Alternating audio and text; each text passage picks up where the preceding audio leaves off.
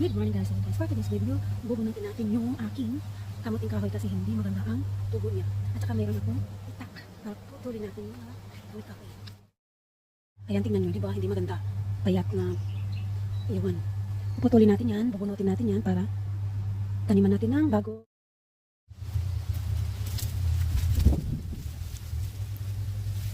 Ilang naman. See? Walang naman lang ito. Bakit hindi pa dito lang?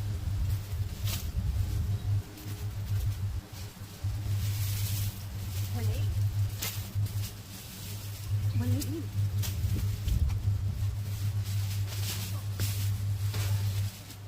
Walay din. Walang naman.